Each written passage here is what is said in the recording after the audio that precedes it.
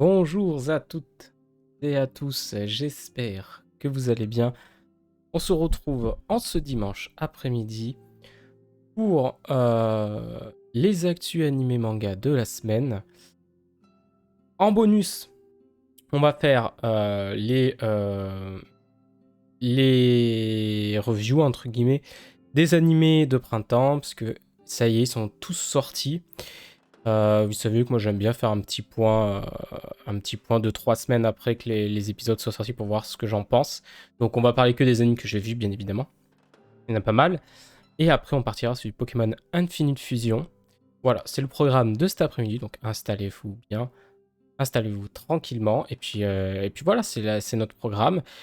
Juste pour ceux qui savent, vendredi il devait y avoir live, il n'y a pas eu de live, je suis désolé, j'étais malade, je vous le dis, voilà, j'étais HS, hein.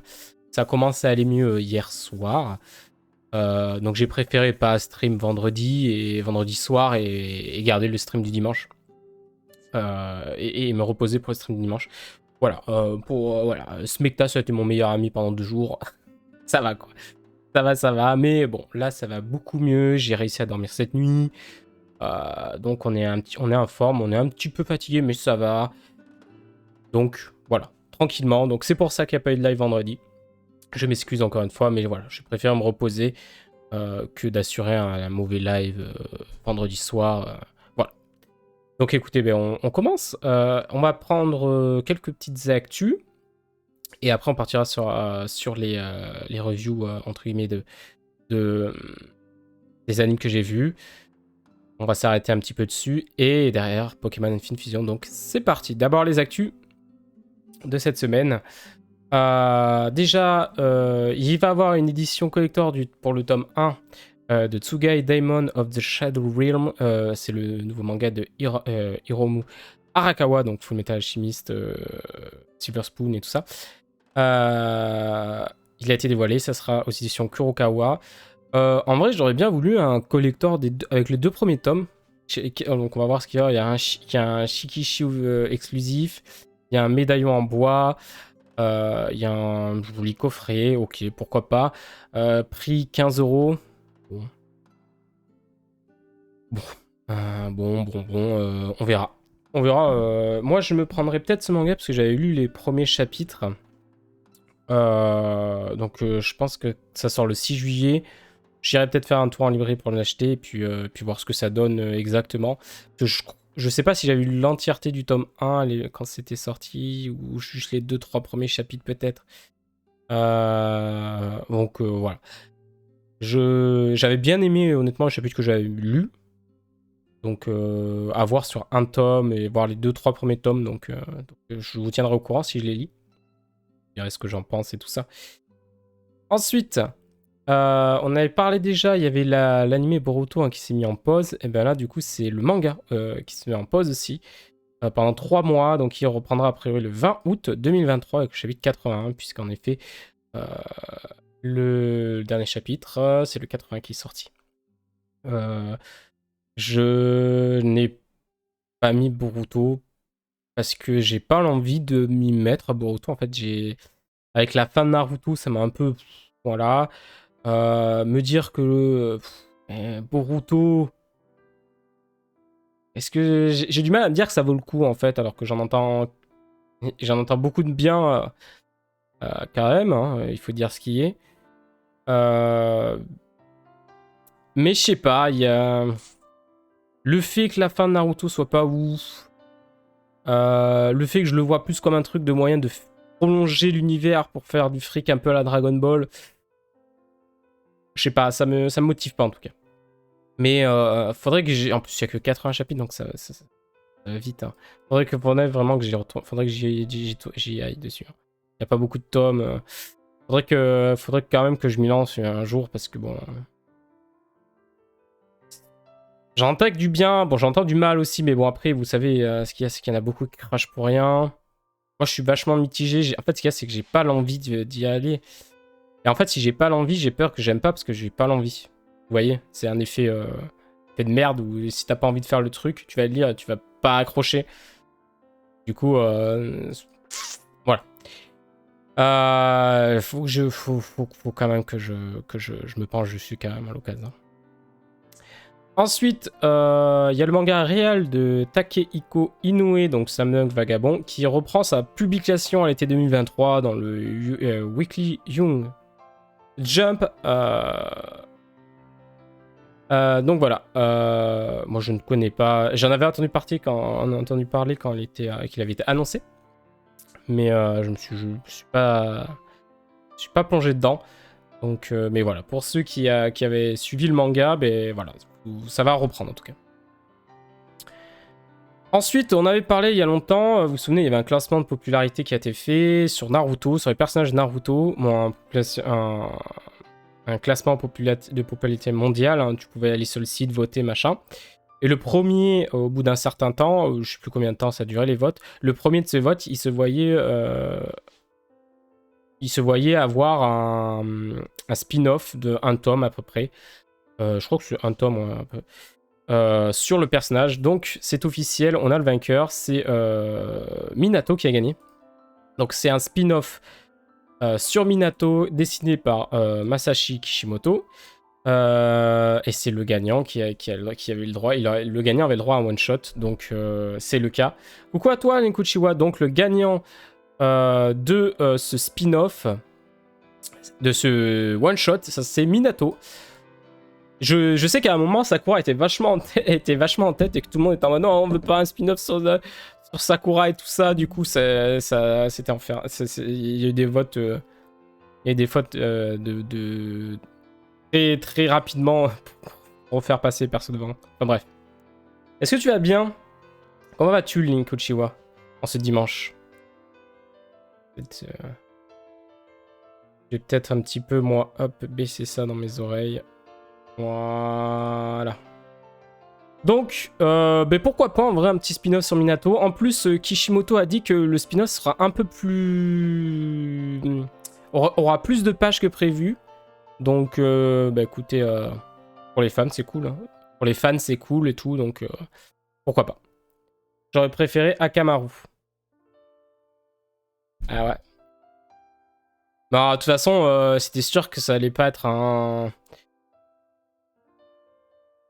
personnage...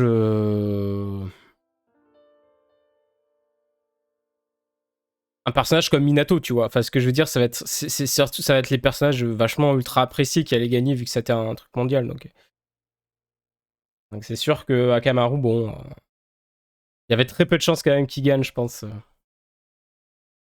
Fallait voter tous les jours, Link. Fallait y aller tous les jours sur le site et voter. Parce que je crois qu'on pouvait voter une fois par jour ou un truc comme ça sur le site. Bref, mais en tout cas, c'est Minato. Moi, ça me dérange pas que ce soit lui qui gagne. Si j'aurais dû choisir un personnage... je saurais pas qui j'aurais choisi en vrai. Je suis allé voter, mais je sais plus pour qui j'avais voté.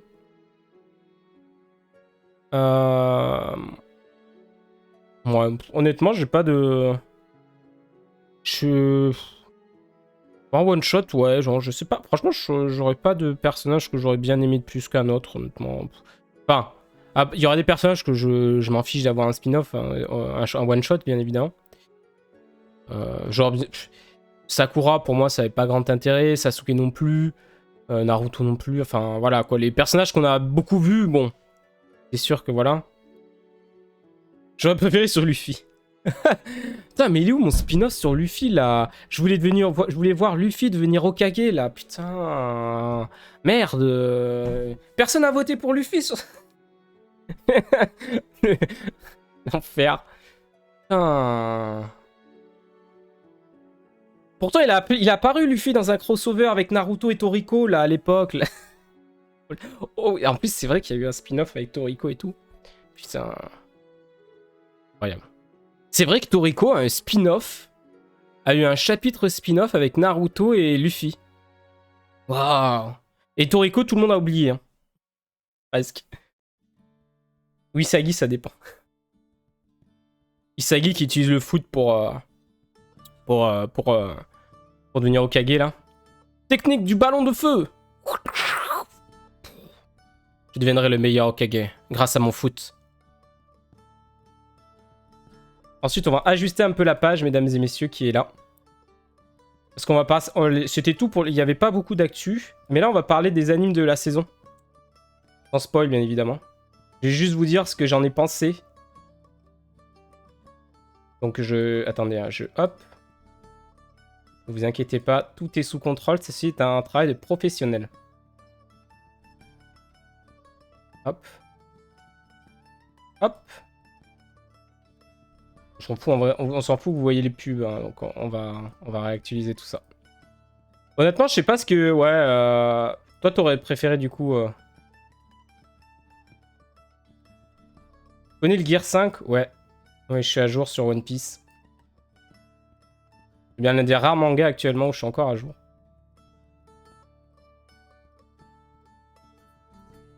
On va faire ça. J'essaie de bien mettre le truc. Hein. Ne vous inquiétez pas. Tout est contrôlé.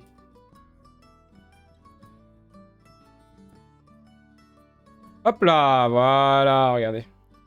On essaie de faire un truc... En fait, ce qui est chiant, c'est que du coup, je suis obligé de changer le... Hop. Merde. Trop grand.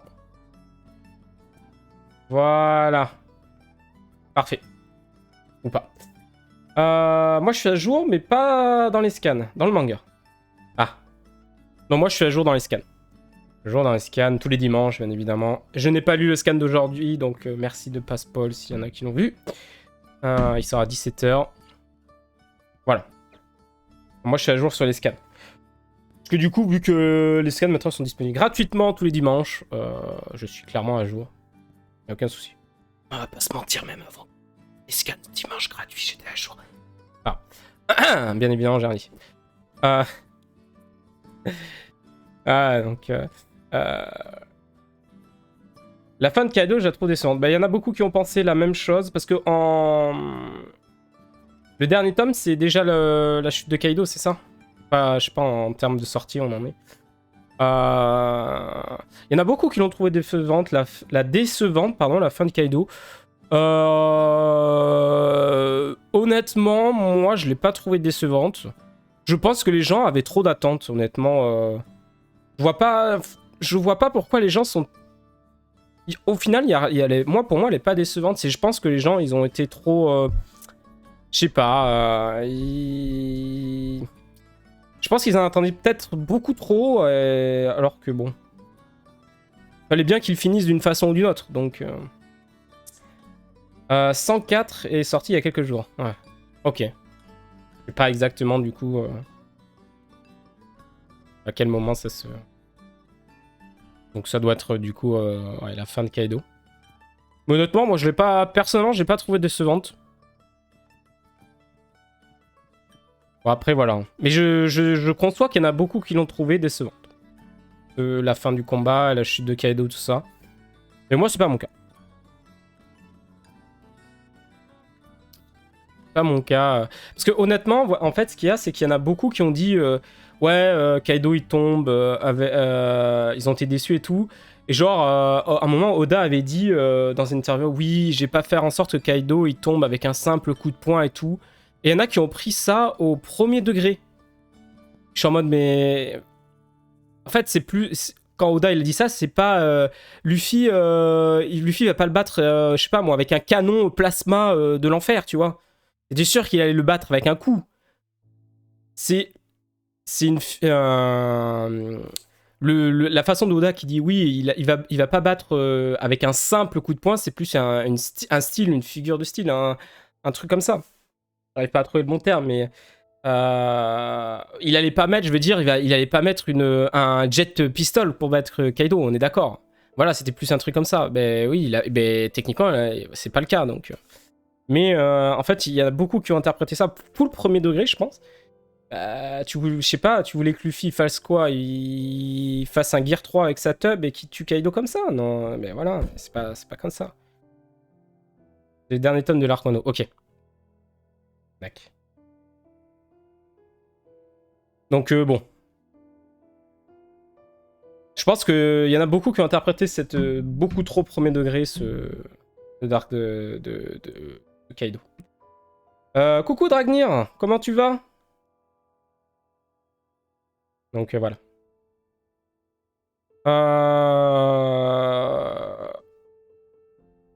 Après, voilà. Après je conçois que tu peux être déçu, hein, honnêtement.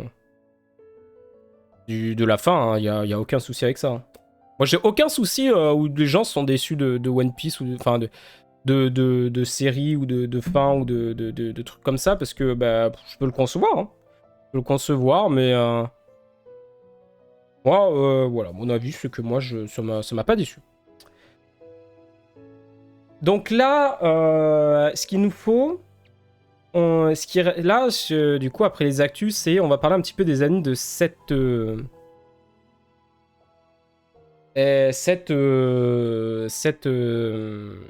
cette saison de printemps. Moi, je trouve que Kaido est supérieur à Luffy. Ah, mais quand Luffy combat Kaido, Kaido est supérieur à Luffy. À la fin du combat, Luffy approche le niveau de Kaido, mais faut se rappeler que Kaido, il tombe pas en bassin, quoi. Alors, le crossover, c'était Toriko, Dragon Ball et One Piece. Ah, c'était pas avec...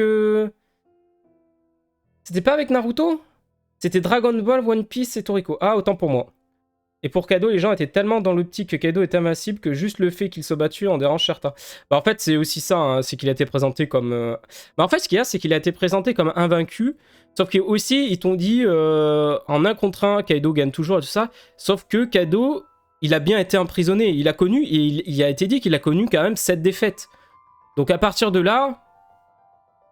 Certes, il fait partie des plus forts, mais il a quand même connu 7 défaites. Donc, il en connaît une autre contre Luffy, bon. Mais après, Kaido, oui, il était supérieur à Luffy. Juste à la fin, Luffy a approché le niveau de Kaido, ce qui est normal. Hein.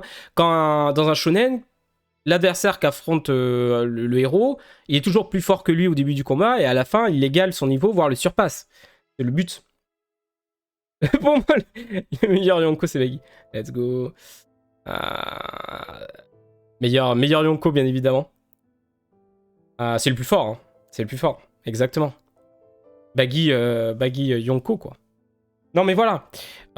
C'est toujours le cas. Et puis, de toute façon, Kaido, il a été battu. Je veux dire, il a affronté les fours rouges. Derrière, il a affronté sa fille. Derrière, il a affronté Luffy. Voilà, Luffy, c'est un enchaînement, quoi. Enchaînement. Je crois même qu'il s'est dit qu'il a essayé de se suicider sans y arriver. Oui, tout à fait. Kaido cherchait un moyen de mourir à chaque fois et de se suicider, tout ça, et ça marchait jamais. Baggy, roi des pirates. Ouais, c'est roi des pirates. Et en vrai, ça serait très drôle que ça arrive un jour. Hein. L'auteur en est capable. Hein. Honnêtement, Oda, il en est capable de faire ça. Pour le troll, il en est clairement capable. Hein. Il en est clairement pas capable. Il en est clairement capable. Ça, c'est sûr. Alors... Les animes de printemps. Vous savez que ça a commencé en début de mois. Donc ça a commencé les 2, 3 et 4 avril, cette saison. Donc actuellement, tous les animes sont sortis. Il y a entre 1 et 3, 4 épisodes par série. Donc on va faire un point sur ceux que j'ai vus pour vous dire ce que j'en pense. Et ceux que j'ai accrochés, ceux que je pense que je vais arrêter parce que j'ai pas accroché, bien évidemment. Et voilà, ça va être à peu près ça. Donc écoutez, on va partir tout de suite avec Jigokuraku. Oh, l'accent, je perds le japonais incroyable. Qui est disponible sur Crunchyroll, plus connu sous Hell's Paradise. Qui est en cours, disponible sur Crunchy. C'est fait par Mappa. Voilà, j'ai entendu un bruit dans mon casque. C'est le câble qui a... Ok, laisse tomber. Du coup, ça m'a perturbé. J'ai bien aimé. Honnêtement, c'est un gros kiff cette saison. Hell's Paradise. J'aime beaucoup les personnages. Donc, pour ceux qui connaissent pas, c'est l'histoire de Gabimaru le Vide. Un célèbre et puissant shinobi a été capturé et croupi en prison.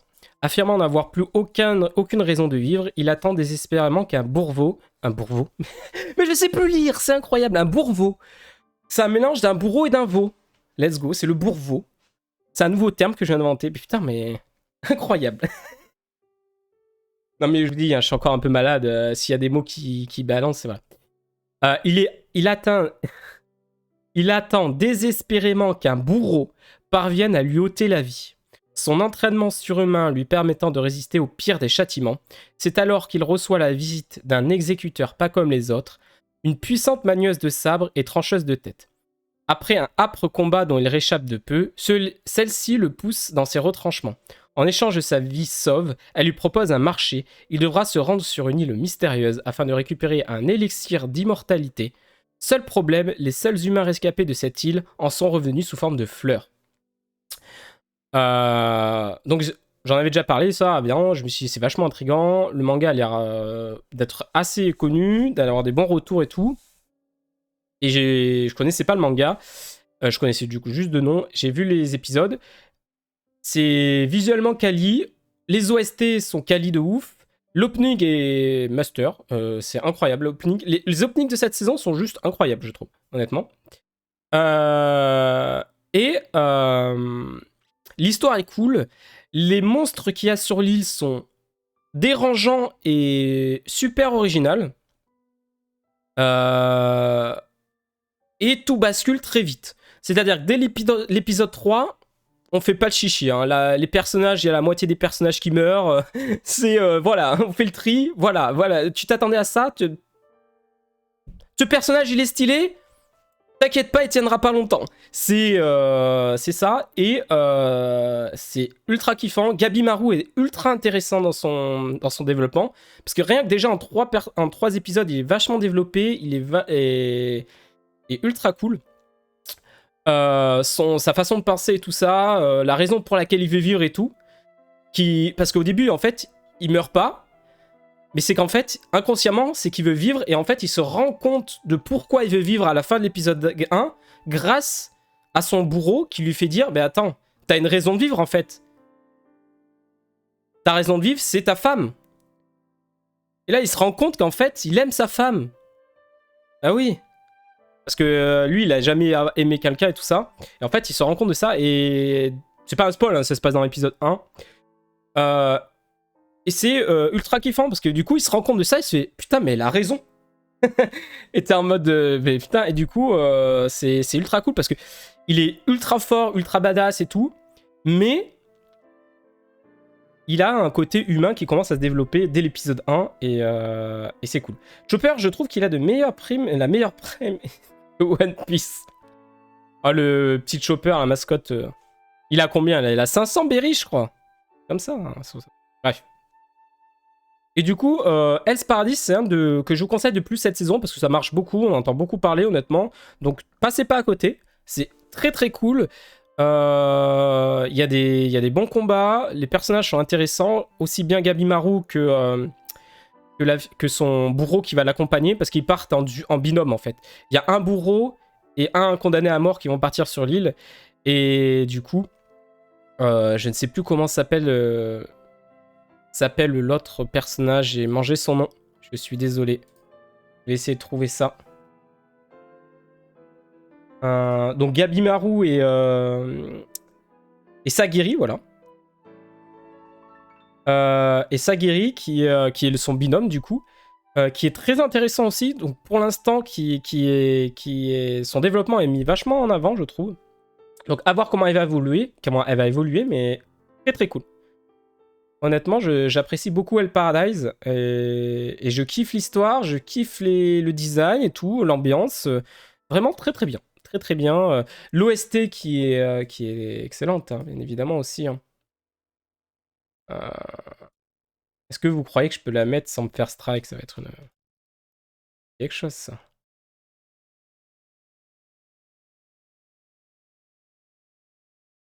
On verra. Est-ce que c'est l'opening, ça?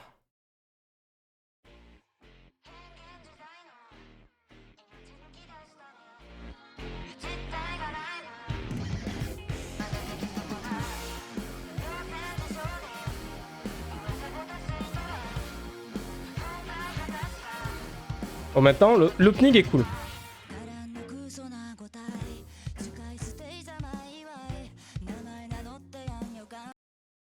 Merde, j'ai appuyé sur... Pardon.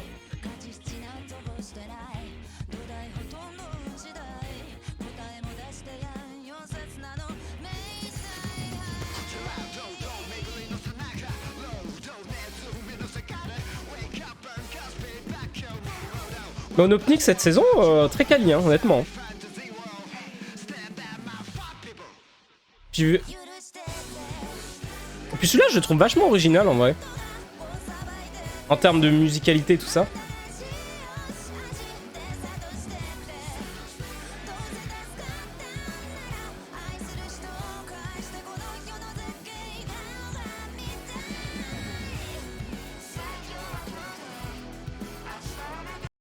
Donc voilà. Mais très intrigué de ce que ça va faire. Les autres personnages secondaires aussi ont l'air intéressants. Parce qu'ils sont pas seuls sur l'île. Hein. Il y a plusieurs condamnés, il y a plusieurs binômes, plusieurs condamnés à mort qui sont envoyés sur l'île. Et voilà. Donc moi, très bonne surprise de Hell's Paradis. Je suis très content. Ensuite, nous avons Tengoku Daimakyu qui est donc Heavenly Delusion ou Journée Beyond Heaven, qui est disponible, c'est Disney+, ça sort tous les dimanches. Et Hell's Paradis, ça sort tous les samedis. Donc, Tengoku Daimakyu, qui est disponible sur Disney+, ça aussi, ça fait beaucoup parler, bien évidemment. C'est l'histoire, donc, à l'intérieur de ces murs, ces enfants vivent dans l'insouciance absolue. Car s'ils devaient en sortir, ils entreraient en enfer. Pourtant, l'un d'eux semble avoir eu une vision. 2 humains viendraient les chercher depuis l'extérieur, l'un d'entre eux leur ressemblant étrangement. Pendant ce temps, Maru et sa garde du corps tentent de survivre dans un monde désolé, peuplé de pillards et de monstres difformes. Leur objectif, atteindre le paradis. Alors, hop. Honnêtement, c'est très très cool. J'ai directement accès au générique peut-être d'ici. Ah ouais, c'est bon, j'ai accès au générique. On va pouvoir faire ça direct de là. Honnêtement, alors je prends la page pour avoir les noms. Voilà. Donc on suit l'histoire en fait de Maru et de Kiruko, pardon. Je vais y arriver, hein, excusez-moi, j'ai un peu de mal.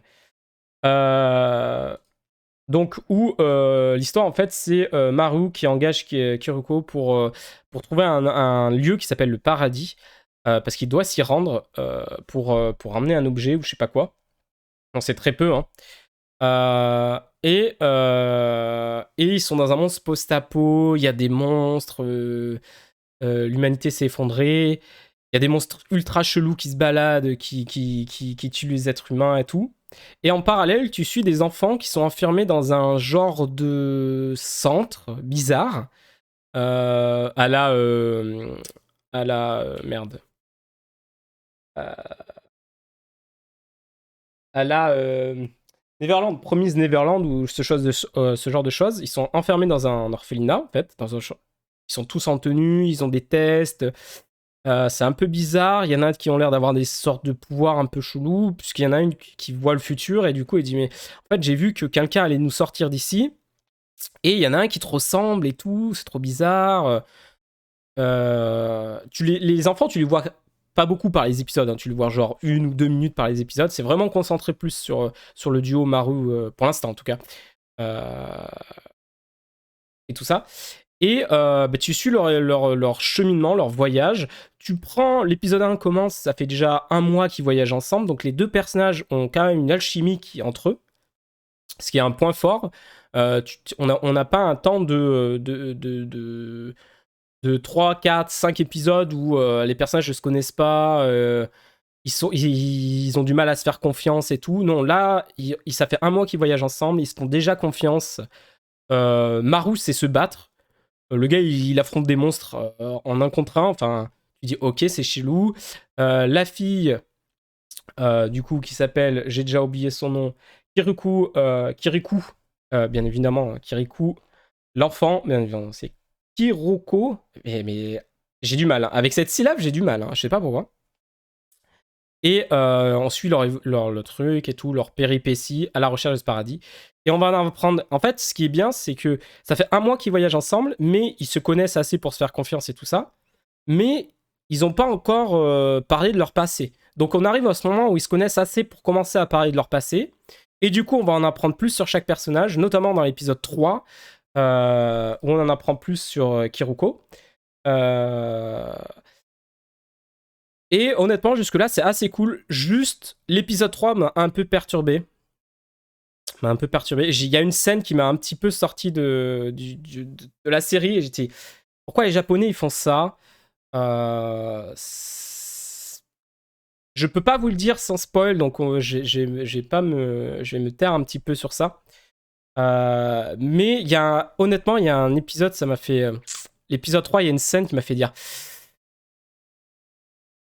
Ah, les Japonais, ils ont un délire bizarre. Hein. Ils ont un délire bizarre. C'est dommage. Ça m'a un petit peu sorti du truc.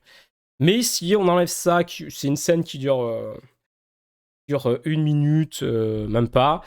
Si on enlève ça, ce côté-là, j'espère que ça reviendra pas au devant de la scène. Mais voilà. Après, et voilà. C'est une chose qui a été reprochée beaucoup sur Twitter aussi. Donc je suis pas le seul à avoir noté ça, mais bon. C'est un petit peu dommage honnêtement, mais voilà. Si vous voulez, on peut mettre la bannière spoil, elle est là, la bannière spoil, et j'en parle un petit peu. Parce qu'en fait, c'est compliqué, mais... Regardez, hop, alerte spoiler, pour couper le son pour ceux qui veulent pas se faire spoil.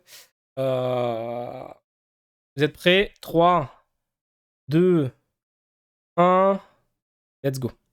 En fait, dans l'épisode 3, on apprend que Kiruko, elle vit avec son frère, qui s'appelle Tokyo. Non, pas du tout.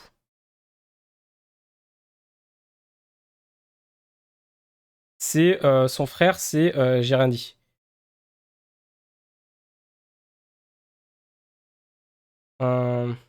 Haruki, voilà.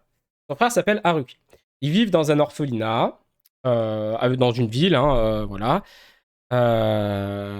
Et en fait, Kiruko, donc la fille, un jour, elle voit son frère, Haruki, se faire bouffer par un monstre. Et quand Haruki se réveille, il se retrouve dans le corps de sa sœur.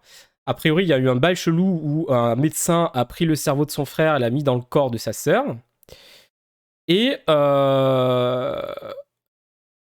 il est complètement décontenancé, hein, c'est normal. Et qu'est-ce qu'il fait En fait, tu te rends compte qu'il est amoureux de sa sœur. Et il commence à se tripoter avec le corps de sa sœur et tout ça. Donc, tu dis, putain, pourquoi ils ont mis ça, quoi? Pourquoi il y a eu une histoire d'inceste? Enfin, pas vraiment d'inceste, mais de amour entre frères et sœurs. Moi, pour une fois, ça m'a sorti l'épisode, je suis en mode, ça ne sert à rien dans l'histoire, pourquoi ils ont mis ça Voilà, je suis allé voir sur Twitter. Sur Twitter, il dit oui, mais en fait, ils sont dans le même orphelinat, ils s'appellent frère, enfin, ils s'appellent frangin et tout ça. Il appelle grande sœur frangine, l'autre l'appelle frangin, mais ils sont pas frères de sang, c'est juste qu'ils vivent sous le même orphelinat. Dans le même orphelinat, du coup, ils s'appellent frère, sœur, machin. Alors moi, je veux bien, hein, sauf que dans l'orphelinat, les deux seuls qui s'appellent frère et sœur, enfin, qui s'appellent par le terme frangin ou autre, c'est ces deux-là. Si vous prenez les autres de l'orphelinat, ils les appellent par leur prénom, les deux. Donc, alors, ils sont pas frères et sœurs de sang à 100%, mais c'est pas dit non plus qu'ils ne le sont pas. Parce que, comme je dis, hein, si tous les enfants de l'orphelinat s'appelaient frangins entre eux, ok, là tu peux dire, ok, c'est juste qu'ils vivent sous le même toit, qu'il n'y a pas d'adultes. Du coup, ils survivent ensemble et du coup, ils s'appellent tous frères. Tu vois, ils ont fait une famille entre eux, voilà. Sauf que là, c'est pas le cas, vu que c'est les deux seuls à s'appeler frères et sœurs dans l'orphelinat, c'est ces deux-là.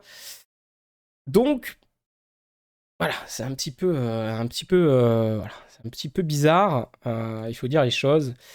Mais voilà. Donc, fin de l'alerte spoil. Je vais enlever la bannière. Voilà, c'était juste ça. Et juste ça. Ensuite, l'opening est cool en vrai. On met l'opening. L'opening est assez intéressant. Honnêtement, en termes d'opening, on mange bien hein, cette saison.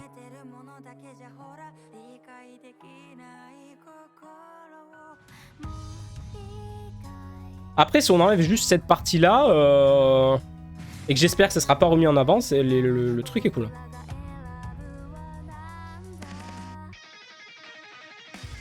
Ça, c'est moi à la guitare. Ça, c'est moi à la guitare. Moi, j'ai trop bien joué la guitare comme ça. Par contre, ça va être Disney+, ça va être sûr que ça va être Strat, ça. Sûr à 100%.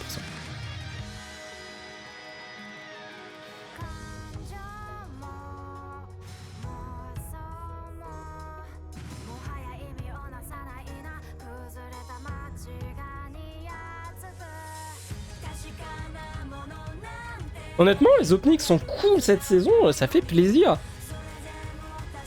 Bah, il y a très peu d'animes que je saute l'opening cette saison. En plus, ils spoilent pas, donc ça va. Alors, je pense qu'il y a des clins d'œil pour ceux qui ont lu le manga que t'arrives à dessiner, mais je veux dire, ça spoil pas les scènes. Si t'as pas vu, ça te spoil pas parce que tu sais pas. Il doit y avoir des clins d'œil ou des petits foreshadowing dans certains openings, mais que si t'as lu le manga. Donc voilà. Donc ça, en vrai, c'est assez cool.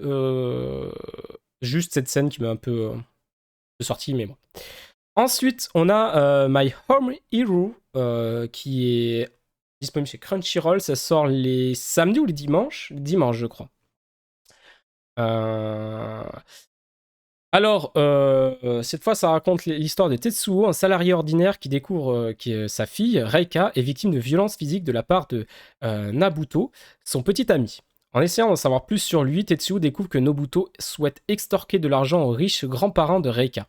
De plus, il découvre aussi qu'il est un dangereux yakuza qui a pour habitude de tuer ses anciennes petites amies. Rempli de rage et de peur à l'idée que Reika soit en danger, Tetsuo finit par tuer Nobuto et avec l'aide de sa femme Kasen, se débarrasse du corps avec succès. Mais alors que d'autres yakuza commencent à s'interroger sur la disparition soudaine de Nobuto, Tetsuo et Kazen doivent travailler ensemble pour s'assurer la sécurité de leur fille et l'empêcher de s'impliquer davantage dans cette situation difficile. C'est trop cool. On a un thriller avec un drame et tout, ancré dans la vie quotidienne où tu suis des personnes lambda qui se retrouvent, le père il se retrouve à tuer un gars pour protéger sa fille, sauf que comme c'est un yakuza il dit putain si les autres vont enquêter ils vont nous retrouver, s'ils savent que c'est nous qui l'avons tué on va full, ils vont nous tuer quoi, ils vont se venger, ils vont nous tuer, et sauf que eux ils vont pas tuer juste le père, ils vont tuer toute la famille presque, les yakuza bien évidemment. Et du coup il dit putain faut que je cache le corps, il y a sa femme qui arrive, il fait je vais t'aider et tout. On va rien dire à notre fille, on va cacher, on va faire en sorte que personne ne le retrouve et comme ça. Voilà, et du coup, t'as un thriller qui se met en place. Lui, le Tetsu va essayer de protéger sa famille. Les Yakuza vont essayer de retrouver le gars. Enfin, c'est insane, honnêtement, c'est insane. J'adore ça. Ça fait très longtemps qu'on n'avait pas un thriller comme ça et tout. Et je suis content. Je suis content qu'on ait ça. C'est très, très, très, très, très, très cool. Donc My Home Hero, si vous aimez les thrillers, enquête, un petit peu Yakuza et tout ça, enfin c'est excellent honnêtement. J'adore. Franchement j'ai adoré. Là on est les 3 animes qu'on a vus, c'est un gros kiff pour l'instant donc c'est cool. Donc My Home Hero très bien, très bon thriller, surtout avec ce côté un petit peu famille ordinaire qui se retrouve dans une merde pas possible, mais les parents essaient de tout faire pour protéger leur fille et tout. Ça pose un peu la question de jusqu'où tu irais pour protéger ta famille et tout. Enfin, c'est cool. Honnêtement, c'est cool. Ensuite, on va on va passer à Skype to Loafer, qui est une romance school life, slice of life. C'est pour moi, je pense, l'animé bonbon pour les cœurs et pour les yeux. J'en avais parlé quand on s'était arrêté dessus pour la présentation des animes de printemps. J'ai dit, ok, pourquoi pas, il faut que ça se démarque et tout. Et pour moi, ça a fait son travail, ça s'est démarqué, c'est coloré, c'est C'est trop mignon. C'est du baume au cœur après un épisode. Une fois que t'as fait ton épisode, Attendez, je baisse un peu la cam pour monter un peu. C'est un peu trop. C'est un petit peu du bonbon pour les yeux. Et ça fait du baume au cœur. C'est incroyablement joli, mignon, adorable. Les personnages sont ultra attachants. On appelle 3 épisodes. Non, honnêtement, c'est mon petit anime de cette saison, trop mignon, trop coloré et tout. Je suis content, ça me fait du bien. Ça me fait du bien. Et le personnage principal, hein, qui est Mitsumi, elle est incroyable. Euh, donc c'est en fait l'histoire, c'est Mitsui, excellent élève, a toujours rêvé de quitter sa petite ville parce qu'elle vivait à la campagne pour aller dans une université prestigieuse et apporter un changement positif dans le monde. En fait, elle veut réussir, elle veut devenir dans le conseil des élèves, elle veut, elle veut, elle veut après plus tard devenir maire de sa ville pour faire grandir sa ville. Enfin voilà, c'est tout un truc. Elle veut devenir une voilà, elle a un chemin tout tracé dans sa tête et tout. Cependant, elle est tellement concentrée sur la réalisation de ses objectifs qu'elle n'est pas préparée à la vie qui l'attend au lycée de Tokyo. Heureusement, elle s'est liée rapidement d'amitié avec Sosuke Shima, un beau camarade de classe. Cette jeune fille naïve et campagnarde pourra-t-elle se débrouiller à Tokyo? Et honnêtement, c'est du grand kiff. Les la tête qui est faite sur certaines scènes, c'est marrant. Enfin, il y a de l'humour, c'est mignon, les personnages sont ultra attachants. Non, vraiment, c'est un kiff, c'est un kiff. C'est un gros kiff.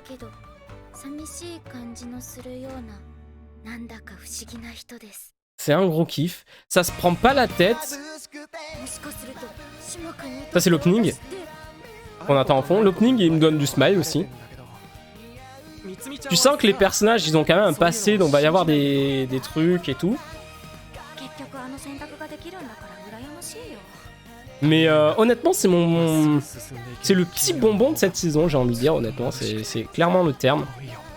Et voilà. Oh, je le regarderai sûrement après avoir fini Tomo-chan is the Girl. Mais en vrai, je te le conseille parce que ça se regarde pépère, c'est mignon. Il y a quand même l'air d'avoir je pense qu'il va y avoir quand même des termes assez matures qui vont être abordés. Parce que tu vois que le gars, Shima, il a l'air d'avoir un truc dans son passé. Les autres personnages à côté, voilà. Tu sens qu'ils cachent des petits trucs, même s'ils sont joyeux, tout ça, tu sens qu'ils cachent, il y a peut-être des petits trucs cachés et tout. Et franchement, c'est le petit bonbon. Le petit bonbon, il est là. Et Skype to Loafer, c'est disponible chez Crunchyroll et c'est trop bien. C'est trop bien. Honnêtement, c'est... Moi, ça me donne vraiment la pêche pour la semaine, quoi. Ensuite, nous avons le spin-off de Konosuba, hein, centré sur Megumin, qui n'est pas licencié. Pour l'instant, j'ai peut-être un épisode de retard. J'ai l'impression qu'on est sur une base vraiment comique, avec un enchaînement de gags. En fait, j'ai l'impression qu'on est sur des épisodes découpés en plusieurs petits sketchs qui font petit à petit évoluer le personnage et tout ça. Honnêtement, c'est sympa, mais je m'attendais à vraiment avoir plus une histoire un peu plus cadrée. Donc j'attends de voir la suite, hein. Il n'y a que 2 épisodes, ça se trouve ça va se mettre en place et tout. Mais bon, après c'est rigolo. On retrouve Megumin avant qu'elle rejoigne le groupe, du coup, hein, ça se passe avant qu'elle rejoigne le groupe d'aventuriers, quand elle est à l'école de magie. L'école de magie qui est complètement fracassée de la tête, hein. Honnêtement, autant les profs que le directeur, que les élèves sont complètement maboules. Enfin, ça n'a aucun sens. Mais voilà, c'est rigolo. Voilà. En vrai, c'est le seul truc que j'ai à dire. Honnêtement, c'est le seul truc que j'ai à dire pour l'instant. C'est juste, c'est sympa, c'est des petits sketchs. À voir vraiment comment ça évolue. Ensuite, j'avais zappé que ça sortait enfin. Ouais, c'est sorti. Du coup, il y a 3 ou 4 épisodes. Peut-être 3, et je crois que j'ai pas vu le troisième, ou il y en a 4 et j'ai pas vu le quatrième. Un truc comme ça. Ensuite, on passe sur le premier isekai de cette saison que j'ai vu. Kaminaki Sekai no Kamisama Katsudu.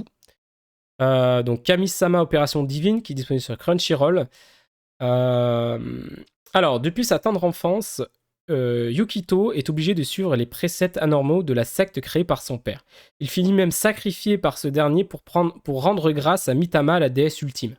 Alors qu'il sombre dans les ténèbres, il est mystérieusement réincarné dans un nouveau monde. Et quel monde! Plus de religion et plus de dieu. Alléluia! Heureux de ce coup du sort, Yukito se croit débarrassé à jamais du divin jusqu'au jour où... en fait, il va se passer un truc à l'épisode 1 qui va faire qu'il va invoquer la déesse Mitama dans ce monde et il va devoir créer la religion pour sa déesse Mitama pour se protéger. Parce qu'en fait, il y a un bail bizarre en mode le village où il atterrit, c'est des gens qui sont voués à être sacrifiés ou je sais pas quoi.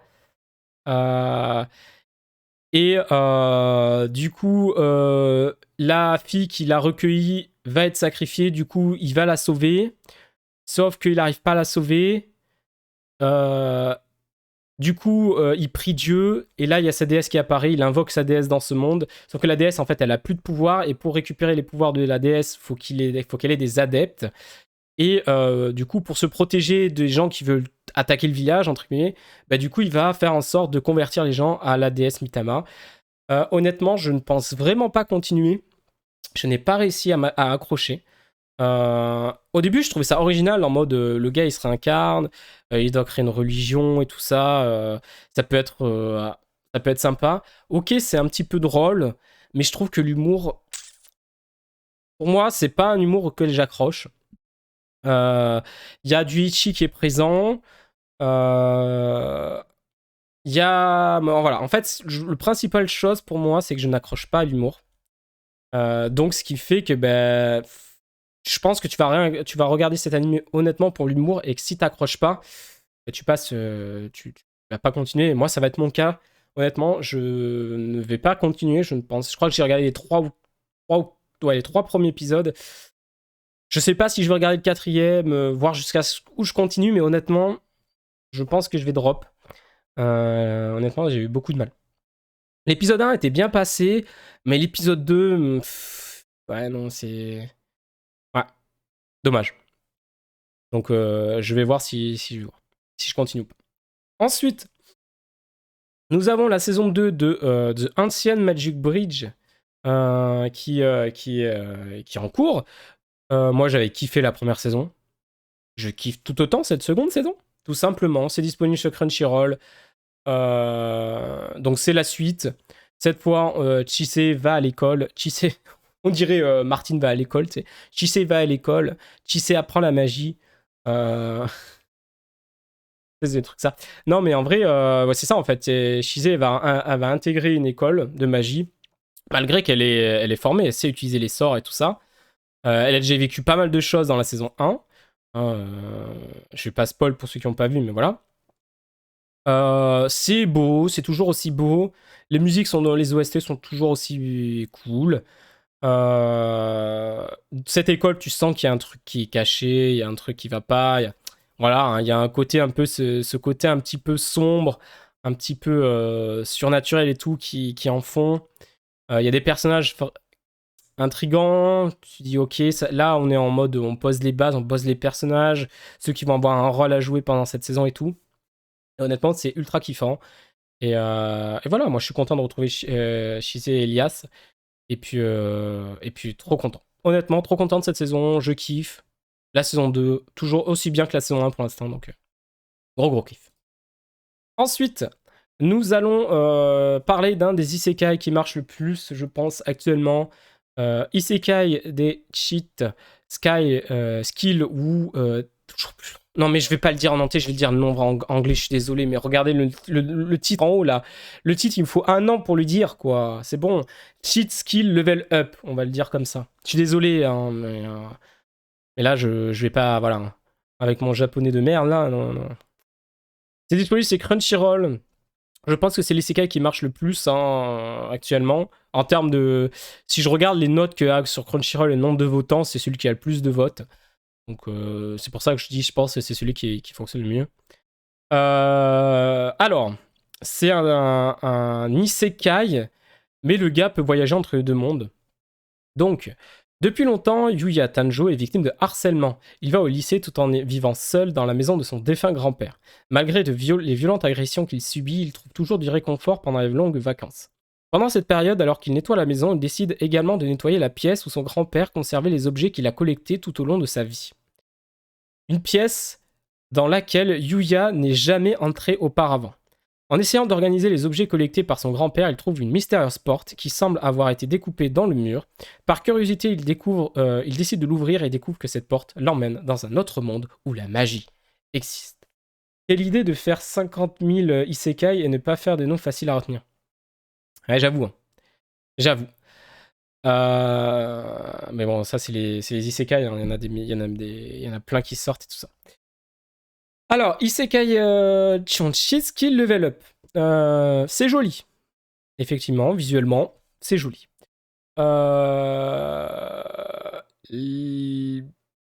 Là, des fois, il y a la 3D est pas jolie. Des fois, il y a des moments de 3D qui sont pas jolis. C'est très peu, hein. Ça dure pas très longtemps, faut pas déconner non plus. Il y a peut-être 1 minute sur les 3 premiers épisodes, je crois, de 3D pas ouf. Alors, je pense que lui aussi, je ne vais pas continuer. J'avais lu les 50 chapitres il y a très longtemps, les 50 premiers chapitres, je crois en 2019 ou un truc comme ça. J'avais lu les 50 premiers chapitres.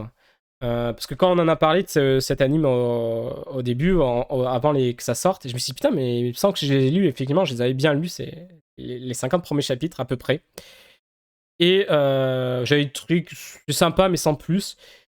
L'anime est joli, mais c'est pas fou, quoi. C'est pas fou. En plus, surtout que, en fait, le personnage, faut mettre les bases. Le personnage, il est agressé. Il est humilié. Il est petit, il est costaud. Il est obèse. Il est dénigré. Voilà. C'est le truc de base. Il est dénigré par sa propre famille qui l'élève, hein, parce que je crois qu'il est élevé par sa tante ou un truc comme ça. Ses 2 frères et sœurs, le bolos lui aussi. Enfin voilà. Et du coup, et à l'école pareil, il est victime, voilà, il est victimisé tout ça. Et il arrive, il trouve cette porte, il rentre dans ce monde fantastique. Il trouve des armes que son grand-père avait laissées, comme par hasard, c'est la lance ultime, l'épée ultime. Enfin, c'est les meilleures armes du monde quasiment. Du coup, il s'en équipe, il tue un monstre. Et en fait, quand il retourne dans son monde, les stats qu'il a pris en tuant le monstre se mettent aussi dans son influe sur le monde, on va dire, normal. Et du coup, ben, il change complètement physiquement parce que vous voyez qu'il passe... en fait, le personnage que vous voyez là, c'est lui.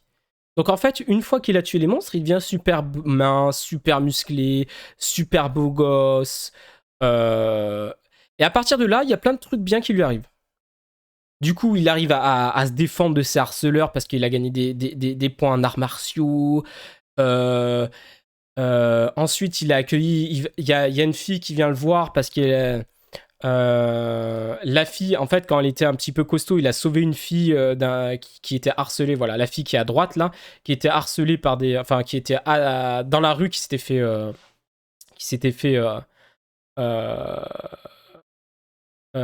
attrapé par des gars, par des méchants là, enfin voilà, hein. Des gars qui l'avaient pris un peu en mode ouais, viens avec nous, vas-y, t'es super joli, regarde, viens t'amuser avec nous et tout. Là, à ce moment-là, il était pas beau gosse, hein, il était pas comme ça, il était ce qu'il était normalement. Et il a dit excusez-moi, laissez-la tranquille, ça se voit qu'elle a pas envie. Sauf que les gars, ils viennent, ils le tabassent et tout. Sauf qu'il repart et tout ça. La fille veut le remercier, sauf que lui, il dit non, c'est bon, je m'en vais, machin. Et en fait, Voilà, il revient beau gosse et tout ça. Cette fille le retrouve. Il se trouve que cette fille, c'est la fille du directeur d'une école ultra prestigieuse. Et elle arrive, elle dit, viens, rejoins mon école.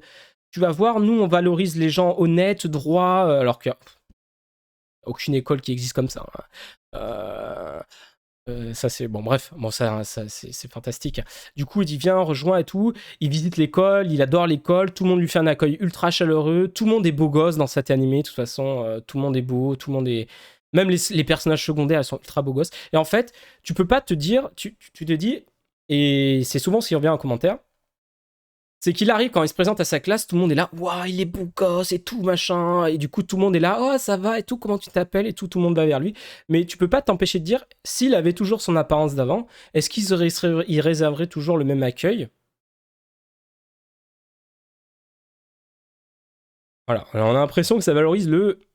Putain, tout le monde est beau gosse. Et alors maintenant qu'il est beau gosse, il arrive plein de trucs et tout. Voilà. Voilà. Alors que, par exemple, Lookisme, qui a à peu près le même délire, hein, Lookisme, c'est à peu près le même délire, sauf qu'en fait, le délire dans Lookisme, c'est que le personnage principal a un corps de substitution. On sait pas d'où il sort, mais un corps assez beau gosse, pareil, hein, beau gosse, musclé et tout ça. Sauf qu'il peut voyager entre ces deux corps. Et en fait, là, ce qui est intéressant dans Lookisme, c'est que quand il est dans le corps de ce qu'il apprend, les relations qu'il arrive à avoir avec son corps de BG, ça lui sert à prendre confiance en lui avec son autre corps, avec son corps, son vrai corps, son corps à lui. Ça, c'est plus intéressant que ben là, non. Il y a, Alors certes, le personnage principal reste un petit peu timide et tout ça. Il se dit, oh, je suis pas, tout le monde me regarde et tout parce que je suis pas intéressant et tout ça. Voilà quoi. C'est un petit peu dommage. Ben ça, le beau a tout pour lui, hein, alors que les normaux, bah, et puis, c'est les PNJ, quoi. C'est pour ça que tu peux créer des complexes pour ça. C'est ça. Et je trouve que ben ça, c'est vraiment ça, en fait. C'est genre, t'es beau gosse. Alors, je dis pas que c'est pas sympa à regarder, hein, voilà. Hein. Mais c'est pas foufou. Honnêtement, c'est pas foufou. Ce côté un petit peu, tout ce qui lui arrive est beau gosse, voilà. Bon. Et on souffle. Mais ce qu'il y a, c'est que même là, les PNJ dans ce manga, dans cet animé, ils sont juste beaux gosses en fait. Ils sont tous beaux gosses. Donc il n'y a même pas un normal. Voilà quoi. Bon, bref. Après, voilà. Donc honnêtement, je sais pas si je vais continuer. Ensuite, on continue avec un autre. Non, c'est pas un isekai, autant pour moi. Yusha ga Shinda. The Legendary Hero is Dead. Donc là, on suit l'histoire de. Alors, il y a 3 ans, un héros a scellé une porte de l'enfer. Le sceau est affaibli depuis lors, laissant occasionnellement passer des monstres. Après qu'un grand groupe de monstres ait envahi le pays, les humains sont à la recherche de nouveaux héros. Tuka Scott, un petit cultivateur de radis de la ville de Chesa, dans le sud du pays, est préparé aux attaques soudaines de monstres. Il s'est construit un piège caché avec des pointes de bambou pour attirer les monstres les moins méfiants si jamais ils tentent d'attaquer le village. Lors d'une attaque, Tuka essaie d'attirer le monstre dans un piège avec du bacon froidement rôti, mais ce dernier n'aime pas ce type de viande. Heureusement, le héros local sauve la ville, le village du monstre au dernier moment. Sauf que c'est pas le héros local, c'est le héros qui a sauvé le monde il y a 3 ans. Affamé, le héros essaie de prendre une bouchée de bacon, mais il tombe dans le piège de Toka et meurt. Après avoir causé la mort du héros local, Toka est obligé de prendre les choses en main pour protéger la région des attaques de monstres. Donc en fait, on a le héros qui meurt bonnement, où il marche dans le piège du personnage principal et se fait empaler. Du coup, un ancien camarade du héros, qui est une nécromancienne, transfère Toka dans le corps du héros mort, sauf qu'en fait c'est une nécromancienne, donc le héros c'est un zombie. Le corps il est en train de se... il pue, parce il est décomposé. Du coup, Toka qui est dans le corps du héros, accompagné de sa amie d'enfance, va devoir sauver le monde parce que c'est le bordel. Parce qu'il a tué le héros, c'est idiot. J'ai vu ce moment, c'est marrant. En vrai c'est marrant, ce moment est marrant, mais je n'ai pas aussi accroché, désolé, hein, j'ai pas, mais je n'ai pas pu accrocher. Je n'ai pas aimé, à part cette scène-là qui était rigolote, j'ai pas trouvé le reste très drôle. Je n'ai pas accroché à l'histoire, je n'ai pas accroché au personnage. Euh, Donc pour moi, j'ai drop à l'épisode 2 ou 3, je crois. Mais en tout cas, voilà. Euh, Pourtant, ça pouvait être original, mais c'est pareil, c'est encore un truc du. C'est un truc drôle, hein, c'est une comédie action. Si t'accroches pas l'humour, qui compose 80% du truc, ben, tu vas avoir du mal. Honnêtement, le seul truc qui m'a fait bien rire dans les premiers épisodes, c'est effectivement le héros qui meurt connement dès l'épisode 1, empalé dans un piège de merde. Tu te dis putain, c'est le héros qui a sauvé le monde et il meurt comme ça. Honnêtement, ça c'était drôle, mais après, hors ce truc, j'ai pas kiffé grandement, hein. J'ai pas kiffé plus que ça. Donc voilà. C'est disponible chez Crunchyroll aussi, hein. Ensuite, on va parler de MASH. Et je parle pas de la salade. Ça rend bien l'anime à ce moment de la mort conne du héros. Après, si ça tient pas la route derrière. Bah après, ça se trouve, ça va mieux. Mais moi, j'ai pas réussi à accrocher avec l'humour et tout ça. J'ai pas réussi à accrocher. Je sais pas si je vais réussir à voir jusqu'à Je me dis, j'ai peut-être regardé jusqu'à l'épisode 5 au moins, mais j'ai vraiment du mal, hein. J'ai vraiment eu du mal avec les 2 premiers épisodes. Donc, bon. Ensuite, du coup, MASH. Donc, pour ceux qui ne connaissent pas, l'histoire se déroule dans un royaume où la magie est omniprésente et est considérée comme un don divin. Dans cette société, le rang social est déterminé par les potentiels magiques, et ceux qui n'en disposent pas sont punis de mort. MASH est né sans pouvoir magique, mais il a survécu et est caché dans une épaisse forêt. Le jour où son secret est découvert, il se voit proposer un marché, intégrer Eston, la prestigieuse académie de magie, et obtenir le titre d'élu divin. Pour retrouver la vie tranquille, MASH accepte. Donc c'est disponible chez Crunchyroll. Donc on suit l'histoire, on suit MASH, qui vit avec son grand-père, oui, son grand-père ou son père, bon bref. Il vit avec, dans une forêt, à l'écart de tout, parce qu'il peut pas utiliser la magie. Du coup, voilà, hein, dans le monde où il vit, là, si t'as pas de magie, t'es peine de mort. Et un jour, MASH, ça il est pas au courant, MASH, il s'aventure en ville, sans son père ou son grand-père, enfin voilà. Et,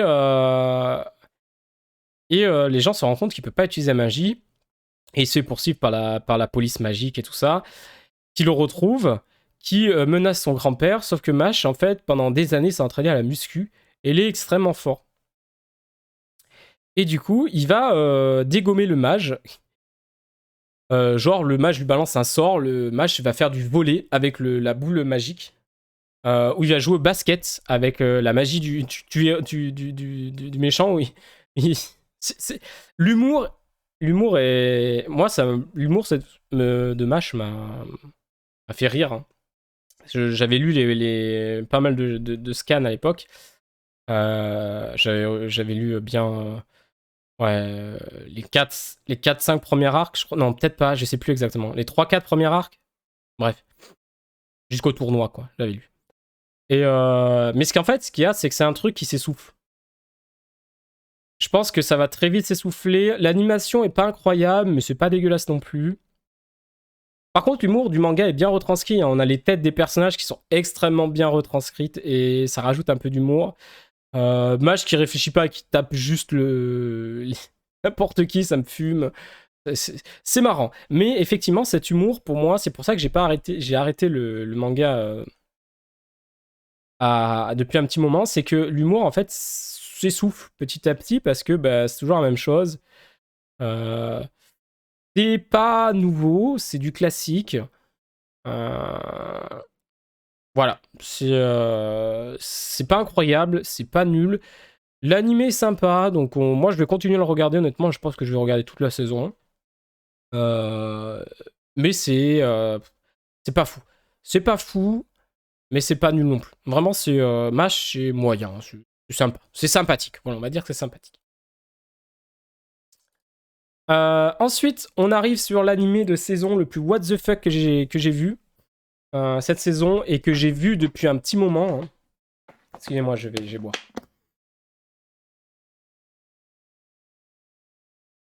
Moi, je l'ai commencé, j'ai bien aimé. J'aime bien, c'est un peu troll à la mob psycho, One Punch Man à la Harry Potter. Ouais, c'est ça. Tout à fait, c'est marrant, mais en fait, c'est ça en fait. C'est qu'au bout d'un moment, l'humour, c'est toujours la même chose. Et en fait, si tu veux, moi, quand j'avais lu les chapitres et tout, Au bout d'un moment, je me suis dit, moi. Et puis les chapitres sortaient, et puis je laissais traîner parce que j'avais pas cette envie de tout de suite lire le chapitre, tu vois. J'avais pas cette envie de dire putain, le chapitre est sorti, je vais le lire tout de suite et tout. Mais en fait, voilà. C'est ça en fait le truc. C'est. Ouais. Ouais, c'est sympa. Quoi. C'est sympa. Mais c'est pas plus que sympa, tu vois. Donc on arrive sur l'anime What the fuck de la saison. S'il est disponible chez Crunchyroll, c'est Magical Destroyers, mesdames et messieurs. Mahou Shoujo Magical Destroyers, c'est What the fuck complet. Donc l'histoire, c'est une force mystérieuse apparue au Japon a éradiqué toutes les sortes de cultures geeks, telles que les animes, les jeux vidéo, les mangas, la musique, le cosplay, etc. Pourchassés par la SSC, une organisation chargée de maintenir l'ordre, les otaku s'organisent pour préserver leur collection et mener une rébellion pour reconquérir le quartier d'Akihabara, où ils pouvaient exprimer leur passion. Oui, oui, c'est le synopsis c'est le synopsis de l'anime, mesdames et messieurs. C'est complètement what the fuck. Ça n'a aucun sens. On suit le personnage principal qui est le leader de la rébellion, qui a sous ses ordres les 3 Magical Girls, Blue, Red et Pink, qui sont des Magical Girls qui ont des vrais pouvoirs. Ils ont des pouvoirs. Hein. Ils ont des pouvoirs de Magical. Il y a Blue, Red qui maîtrise le feu, les explosions et tout ça. Pink, je sais plus. Je crois qu'on l'a pas encore trop vu. Et Blue, pareil, on l'a pas trop vu en action, Blue. Mais en tout cas, voilà, on a Red qui est en mode Destroyer, l'action, taper, tout ça. On a Blue qui est Mazo, porté sur le cul et tout ça, c'est n'importe quoi. L'humour fonctionne plutôt bien, mais c'est complètement... Faut aimer l'humour complètement perché. Ça, c'est clair et net. Moi, j'aime beaucoup l'humour complètement perché. Et même l'opening est complètement perché. Tout est complètement perché. L'histoire est perchée. Les personnages sont perchés. L'opening est perché. Enfin, l'ending est perché. Les méchants sont perchés. Tout est complètement perché. Cet anime, si on devait le résumer, le résumé, c'est perché. Je savais que les otaku habillés en super nana allaient sauver le monde. Non, mais c'est du what the fuck. Et le pire, c'est qu'ils ont des super pouvoirs. Sauf qu'en fait, pour se déguiser par exemple en Magical Girl, ils sont obligés. Ils ont leur habit de Magical Girl dans le sac. Du coup, en fait, ils enlèvent leur habit et ils mettent leur habit de Magical Girl. C'est pas une transformation à la machine. ça n'a juste aucun sens. Ça n'a juste aucun sens. Mais ils ont quand même des pouvoirs. Elles ont des pouvoirs magiques. Et ça me fume. Ça me fume. Ça me fume. Ça me fume trop. Genre, dans un épisode, il y a Red ils sont dans un avion. Tous les otaku sont dans un avion avec des parachutes et tout, en mode l'opération va être lancée et tout. Et là, t'as Red qui arrive et fait allez, on y va. Et elle saute sans parachute. Elle se transforme en Magical Girl pendant la chute et en tombant, tout qui explose et tout. Tu fais what the fuck, ça n'a aucun sens. Les ennemis, ils ont des têtes. Regardez les ennemis. Les ennemis, c'est ceux qui sont en haut à gauche là. Ils ont une tête comme ça là. Ça n'a aucun sens. Après, il y a les vrais méchants qui sont là avec elle. Et eux là, qu'on a un petit peu vu, mais sans plus pour l'instant, mais c'est complètement what the fuck. Honnêtement, je suis en mode, qu'est-ce que je regarde? Qu'est-ce que j'ai regardé? À la fin de l'épisode, vous êtes là en fait, mais qu'est-ce que je viens de voir? C'est n'importe quoi. C'est du what the fuck complet. Mais écoutez, moi, de temps en temps, un anime what the fuck comme ça me fait... c'est cool, c'est sympa. Voilà. À voir, honnêtement, est-ce que ça va tenir sur la longueur? À voir, hein. Honnêtement, ça peut le faire, hein, ça peut le faire. C'est complètement timbré. C'est complètement timbré. Ça se prend pas au sérieux et c'est trop bien. C'est trop bien. Moi, j'aime bien quand ça veut pas se prendre au sérieux et que ça le fait vraiment bien, quoi. Donc voilà. Ensuite, un nouvel isekai, mesdames et messieurs. Et spoiler alert, celui-là aussi, je vais pas le continuer. On continue avec Isekai Shuken wa Nidom Desu. Je me fais Isekai pour la 2e fois, ça commence à faire beaucoup. Ça commence à faire beaucoup là, comme dirait un célèbre vidéaste. Pour ceux qui ont la ref. Donc, c'est basé sur le roman de Kazuha Kishimoto. Alors que le monde d'Éclair était en danger à cause de la guerre entre les humains, les hommes bêtes et les démons, un homme fut invoqué. Après avoir sauvé ce monde, il retourna au pays des humains. Cependant, ce qu'il attendait était un piège du roi qui craignait sa puissance. Ainsi, le roi le renvoya dans son monde originel, le faisant ainsi renaître dans le corps d'un bébé. Donc en fait, c'est un gars. Il est dans... On l'appelle Jean.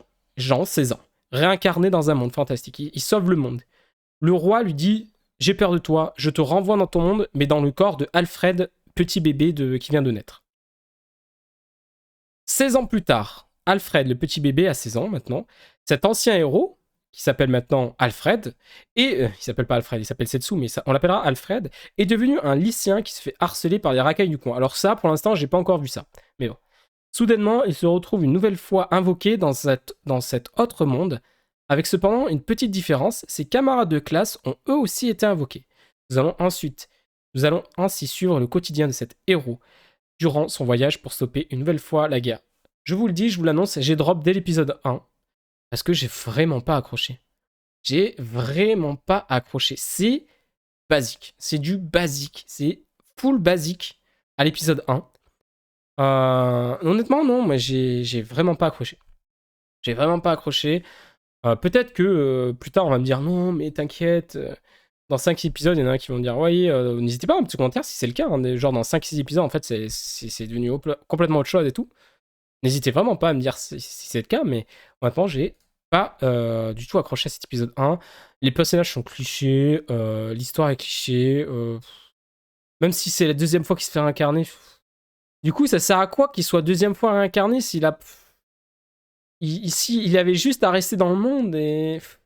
Ça changeait presque rien. Autant, je sais pas, franchement, voilà. En fait, le fait qu'il soit deuxième fois réincarné, ça a très peu d'incidence sur le monde. Très très peu d'incidence. Donc bon. Voilà. Ensuite, on passe sur Otonari ni Ginka, qui est Galaxy Next Door, qui est sur Crunchyroll. J'avais pas regardé quand c'est sorti. J'ai regardé cette semaine, je crois, vendredi ou samedi, pendant que j'étais malade, les deux premiers épisodes, parce que le troisième est sorti hier, donc voilà. Depuis la mort de ses parents, Ichiro Kuga s'en sort à peine et subvient difficilement aux besoins de ses deux jeunes frères et sœurs, avec ses faibles revenus de mangaka. Après le départ de ses deux assistants, Ichiro, qui doit jongler avec les délais, sa famille et la peur constante de perdre son emploi est au bord de la dépression. Cependant, la candidature de Shiori Goshiki, une talentueuse et magnifique jeune femme, va changer sa vie. Donc on est dans un slice of life, romance, comédie. C'est plutôt sympa. Honnêtement, c'est sympa. Mais je préfère largement l'autre qu'on a présenté tout à l'heure, mais j'aime bien Il y a un peu de fantastique. Ne vous étonnez pas, il y a du fantastique dans l'histoire. Puisque on va voir que Shiori Goshiki a une particularité, voilà, qui est un petit peu magie et fantastique. C'est plutôt mignon, c'est joli. Honnêtement, c'est sympathique à suivre. Voilà, honnêtement, en vrai, moi, ce qu'il y a, c'est pour un slice of life. C'est pas un truc où tu t'attends à avoir du gros truc de fou et tout ça. Moi, je vois plus ça comme un truc que tu regardes, c'est sympa, ça te fait passer le temps, tu prends du plaisir à regarder, à suivre tes personnages. C'est mignon, c'est tout. Voilà. Et puis, du coup, Galaxy Next Door, c'est tout à fait ça. Alors, honnêtement, comme j'ai dit, j'ai plus une affection pour l'autre que celui-là. B, c'est sympa à regarder pour l'instant, donc écoutez, moi je vais continuer. C'est plutôt cool. La relation des personnages, ce petit côté un petit peu fantastique qui rajoute un, un- merde, un peu de mystère et un peu de voir, de dire comment ça va évoluer et tout ça. Donc ouais, non, c'est assez cool. C'est assez cool. Ensuite, on va continuer avec Ao no Orchestra, qui est disponible chez ADN. Cette fois-ci, nous changeons. Oui, parce qu'il y a beaucoup de choses qui sont disponibles sur Crunchyroll, mais il y en a des choses aussi disponibles chez ADN. Alors, Ao no Orchestra, c'est un truc sur la musique. classique. Plus exactement, on suit un prodige du violon qui s'appelle Hajime Aono. Donc quand il était enfant et c'était un prodige du violon et tout ça, il a tout laissé tomber pour des raisons personnelles. Désormais en dernière année de collège, il s'interroge sur son avenir, ne sachant quel lycée choisir. Alors qu'il tergiverse, il fait la connaissance de Ritsuko Akine qui apprend à jouer du violon et souhaite intégrer un lycée connu pour son orchestre. Alors, ça me rappelle un petit peu, beaucoup, hein, même en termes de synopsis de Yula in April. Pareil, hein, le gars avait arrêté de jouer au piano pour un passé, voilà, suite à un traumatisme qu'il avait vécu. Il va rencontrer une fille qui va lui redonner goût à la musique et du coup il va reprendre et tout ça. Ça me fait penser un peu à ça où Aono, il a arrêté de jouer depuis 1 an le violon, il veut plus jamais y toucher, alors que tu sens qu'il aime le violon quand même, mais il veut plus toucher, parce qu'il a vécu un truc et tout ça, qu'il a un petit peu, traumatisé. Ensuite, il va rencontrer une fille qui apprend à jouer violon, qui va lui donner, qui va lui redonner goût à la musique. En voyant le fait qu'elle adore jouer, ben, ça va lui dire mais moi aussi en fait j'adorais jouer et tout. Bon bref. Euh, C'est joli, c'est sympathique. Moi, franchement, j'ai bien aimé les musiques. Et en vrai, les musiques, quand ils jouent au violon, là, dans l'épisode. Je crois qu'il y a que 2 épisodes de disponibles pour l'instant, 2 ou 3. Trois. Au dernier épisode, en tout cas, que j'ai vu, ils jouent du violon. Là, c'était très joli. Euh, et puis, les personnages sont cool. Akine, elle est assez sympathique à suivre, honnêtement. Donc, écoutez, c'est la fille à en jouer, voilà, hein. Euh, donc, malgré que on apprend très vite qu'elle ait subi des choses pas agréables, voilà. Donc il y a quand même il y a du drame et tout derrière. J'espère qu'on va pas partir sur exactement la même chose que Yula in April, bien évidemment, hein. On se souvient, pour ceux qui ont vu de la fin, je vois que c'est un drame, donc j'espère vraiment que ça va pas faire la même chose, hein, on est d'accord.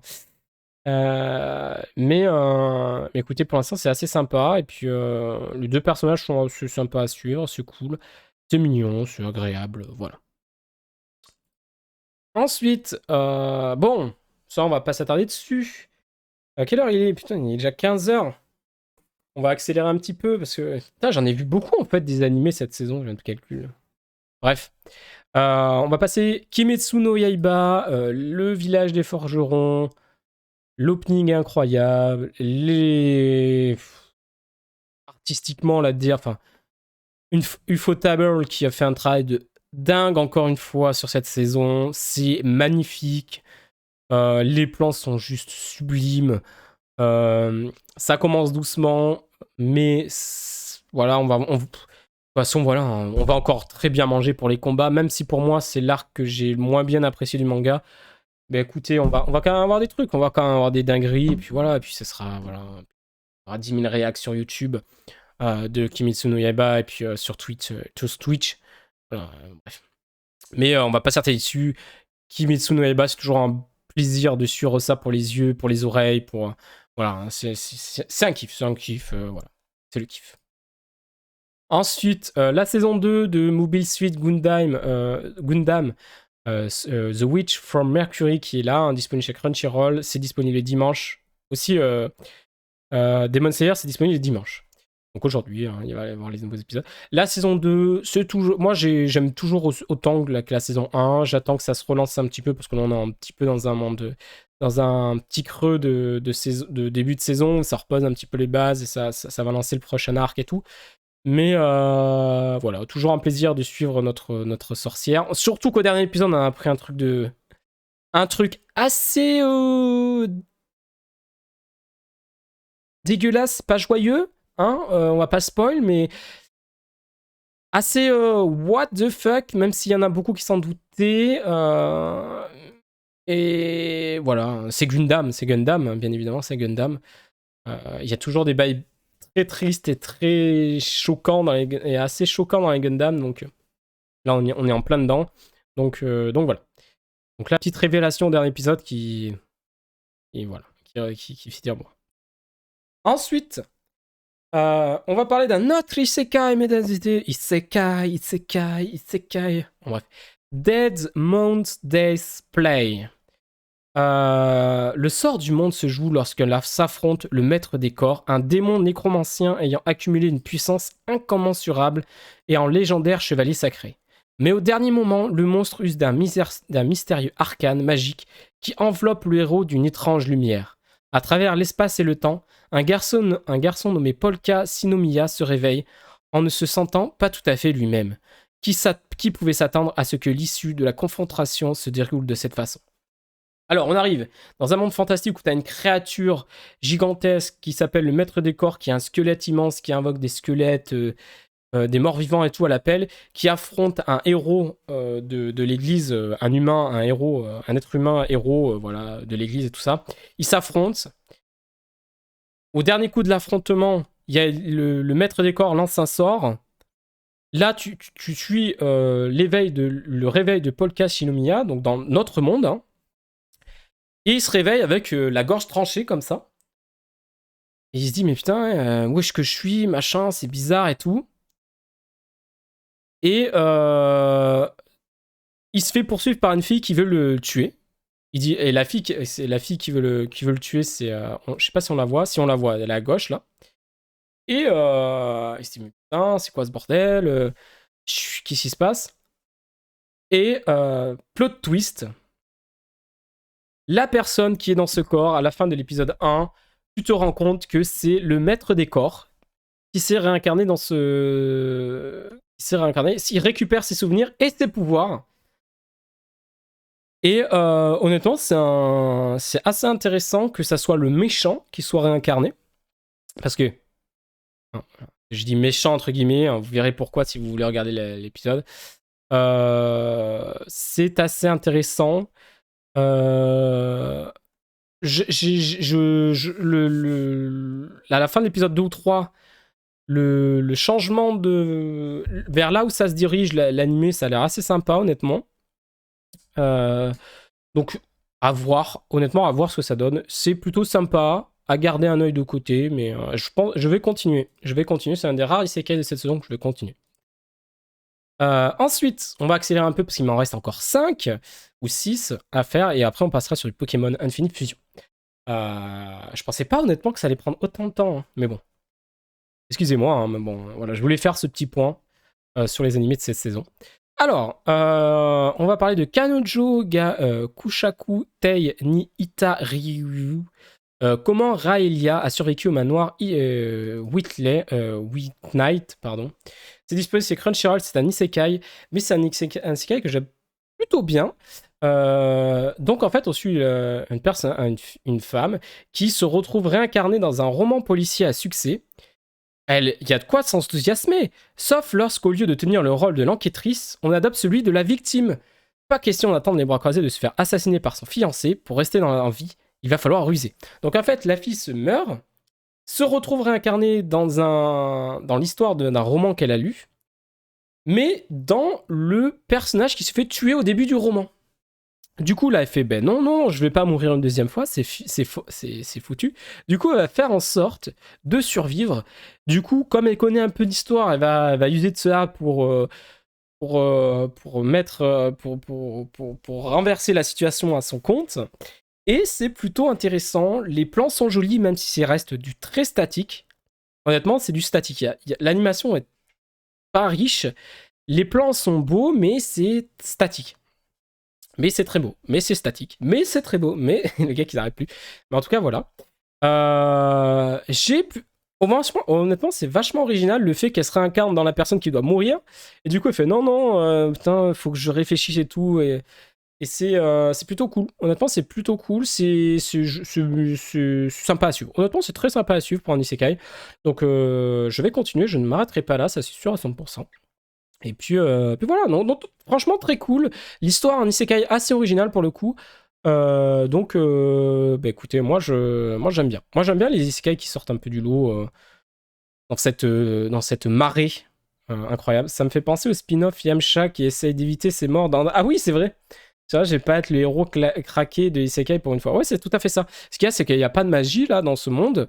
C'est un monde, voilà, plus de l'époque avec les nobles et tout ça. Il n'y a pas de magie.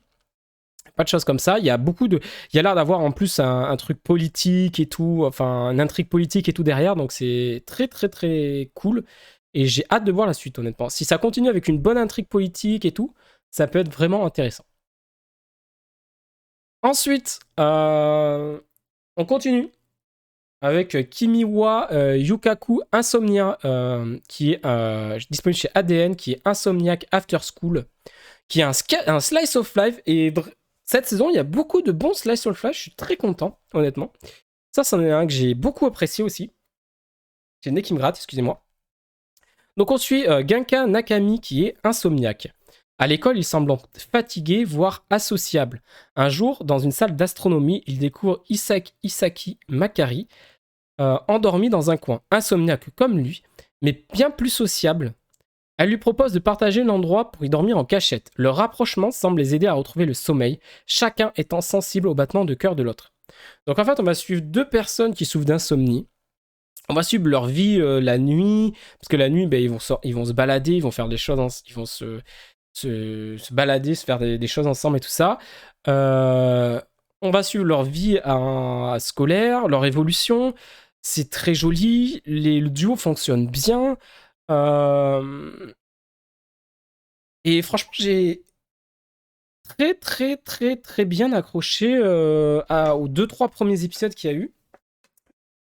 Et ouais, non, vraiment gros kiff dessus. Honnêtement, j'ai bien kiffé. J'ai bien kiffé. Un autre slice of life, si vous aimez ça à regarder, c'est de cette saison, c'est très très bien. Par contre, j'ai très très peur que ça finisse mal.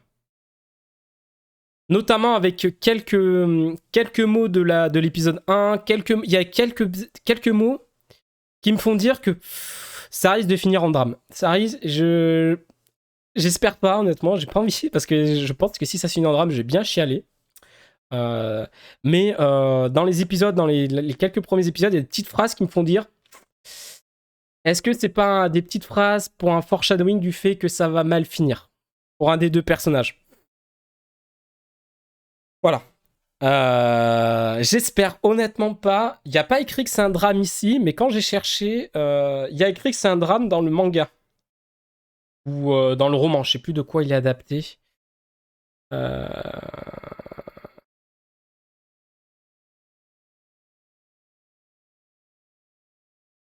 Non, c'est pas adapté d'un manga? Si. Si. Et du coup, Insomniac. Là non plus. Mais attends, je sais plus. En tout cas, il y a un endroit où j'ai trouvé que c'était il y avait écrit drame, donc. Après, le manga est pas fini, donc on sait pas. Hein. J'espère vraiment que ça va bien se finir. C'est très beau, c'est très touchant, c'est agréable à suivre. Donc moi, je valide. Je valide énormément celui-là. Pareil. Moi, je suis content d'avoir des bons slice of life, là. Ensuite, nous passons sur The Marginal Service, mesdames et messieurs. C'est une œuvre originale. Un jour, la Terre a été attaquée par des extraterrestres. Alors que les forces aériennes d'autodéfense japonaises étaient désemparées, un être légendaire à visage humain est apparu, révélant l'existence d'une forme de vie dont personne ne soupçonnait l'existence. Quelques années plus tard, le monde est à nouveau au proie au chaos à travers une série d'attaques inexpliquées. Une nouvelle organisation nommée Marginal Service est chargée de lutter contre les crimes et méfaits impliquant ces êtres appelés les marginaux. Elle œuvre en cachant le mieux possible leur existence parmi les hommes. Disponible chez Crunchyroll. Alien extraterrestre, société, comédie. Alors, il y a qu'un épisode de sortie. En tout cas, j'en ai vu qu'un pour l'instant. J'ai pas vu Non, il y a 2 épisodes de sortie, pardon. J'ai vu les 2. Il y a peut-être le 3e. Je sais pas exactement quand les épisodes sortent. Si c'est les dimanches, les lundis ou pas. Je sais pas. En tout cas, j'ai vu les 2 premiers épisodes. Pour l'instant, je suis mitigé. Je sais pas trop. Ça me fait beaucoup penser à Ultraman qui est sorti sur Netflix récemment. Où sur Ultraman, vous avez les êtres humains et il y a les extraterrestres qui sont un peu cachés à la Man in Black et tout. mais qui sont régulés par une forme d'entité gouvernementale. Hein. Dans Ultraman, c'est aussi le cas. Et dans Marginal Service, il y a Marginal Service qui est chargé de résoudre les crimes qui sont liés aux marginaux. Ça me fait penser à Ultraman dans le sens où les personnages ils ont des combis de couleurs, hein, vous voyez là, donc des tenues un petit peu à la Power Rangers ou des trucs comme ça. Alors, c'est pas 100% la Power Rangers, je veux dire, c'est juste un tissu spécial, je pense. Bon, ça, c'est pas encore ultra bien expliqué, mais ça leur donne pas des pouvoirs surhumains et tout ça, hein, voilà. Mais il y a ce côté-là. C'est un peu what the fuck. C'est comique, mais c'est pas un truc qui m'a fait rire de fou. Donc j'attends de voir la suite. Pour l'instant, c'est pas incroyable, mais bon. C'est pas incroyable, mais bon. Allez, il en reste 3 et après on partira sur le Pokémon Infinite Fusion.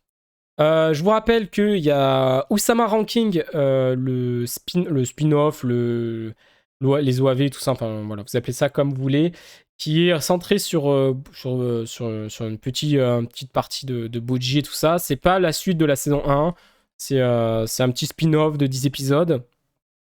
C'est cool, c'est sympa, on est content de retrouver Boji, Ombre, donc gros kiff. J'aime bien, moi j'ai bien aimé, j'ai adoré la saison 1, je suis content de retrouver un petit peu même si c'est pas la saison 2, de retrouver un petit peu nos personnages et tout, donc voilà.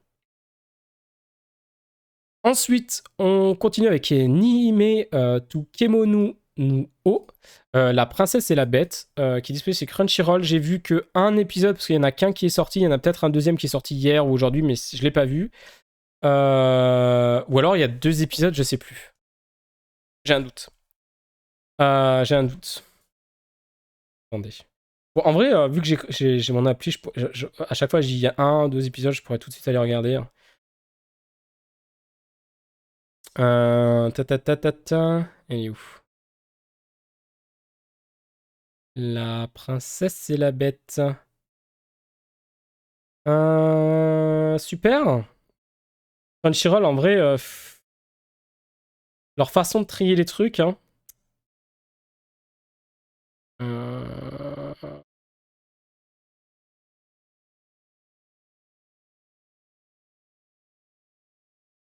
Ouais. Ah, mais attendez, quoi? Ah, si. Oui, c'est ça, il n'y a qu'un épisode qui est sorti pour l'instant. Il n'y a qu'un épisode. La princesse et la bête. Alors, donc c'est basé sur le manga de Yu Tomofumi Fuji. Salifi, le 99e sacrifice destiné au terrifiant roi démon, apprend 2 secrets sur lui. Le premier, c'est qu'il a laissé les sacrifices s'enfuir en secret. Le second est que son sang est mêlé à celui d'un humain. Alors qu'elle commence à en apprendre plus sur le roi, Salifi se prend d'affection pour lui. Donc, c'est plutôt sympa. C'est disponible sur Crunchyroll. Donc, en fait, Salifi est envoyé en tant que sacrifice au roi démon. Sauf que le roi démon, il est pas si méchant que ça, elle se rend compte. Et qu'en fait, une fois par. Je sais plus, une fois au moment des sacrifices, il prend l'apparence d'être un être humain, parce qu'il est mi-humain, mi-démon. Et Selfie est courante, du coup, elle apprend ça. Et le roi démon décide de prendre Sapphili pour épouse. Et honnêtement, c'est très mignon. C'est très mignon. Salifi est très gentil, très adorable, honnêtement. Ce qui m'éclate, c'est qu'elle est attachée à 2 boulets. Donc des boulets. Elle est menottée à 2 boulets. En fait, ces 2 boulets, c'est des démons qui parlent et qui volent. Et c'est trop marrant. Et je les aime bien. Voilà. C'était le petit j'ai trouvé très, très, très mignon, très, très, très gentil et tout. Ouais, leur interface à Crunchy est petit et surtout que tu cherches les ennemis avec moins de notoriété. Non, mais arrête. C'est vrai que. Honnêtement, je m'en suis rendu compte que très récemment, parce que maintenant que je regarde beaucoup pour pouvoir en parler d'anime et tout ça, j'essaie de regarder à peu près tout. Et c'est vrai que sur Crunchyroll. Enfin, je vais dire, regardez. J'ai quand même. Crunchyroll, il me propose des catégories. Ça n'a aucun sens. Hein. Regardez, j'ai la catégorie on aime les cheveux. C'est quoi ces cheveux? Ah, pourquoi il y a une catégorie qui s'appelle comme ça?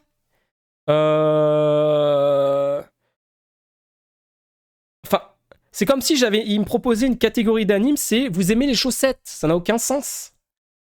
Pourquoi il y a ça? Ça n'a aucun sens. Bref. Ouais, non, en vrai, c'est un petit peu galère hein, sur l'appli. Hein. Je comprends pas. Je comprends pas pourquoi il y a ça. On pourrait faire vraiment un truc beaucoup plus stylé, beaucoup plus propre. Et on parle pas du fait que quand tu finis ton épisode, que ça te réaffiche pas quand l'épisode suivant apparaît. Par exemple, sur la saison 2 de The Ancient Magic Bridge, quand je finis l'épisode, le dernier épisode qui est sorti, ça me met sur la saison 36 qui sont des OAV. Et du coup, quand l'épisode, par exemple, quand l'épisode 4 va sortir, ben, ça va pas m'avertir que l'épisode 4 est sorti parce qu'il va me dire regardez l'épisode de la saison 36, alors que j'ai déjà vu il y a des années. Et du coup, je suis en mode il faut que je recherche dans ma liste, que je clique sur saison 2, surtout que de mettre l'OAV saison 38. Je vous jure, il y a saison 1 dans. Attendez, je peux vous montrer. Sur The Magic Bridge, si tu vas dessus.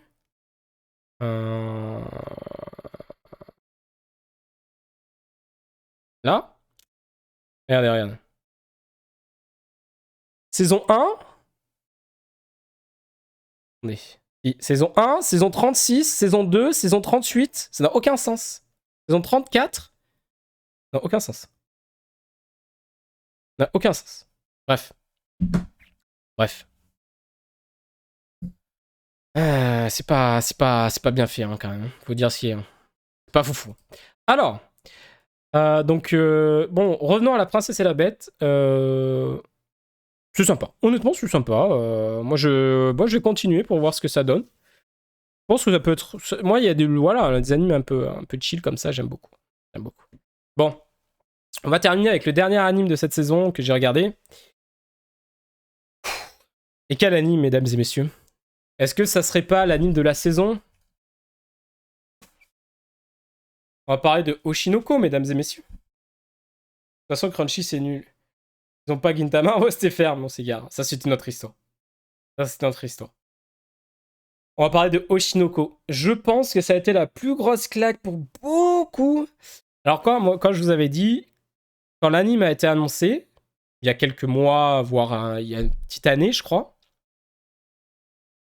j'en avais entendu parler.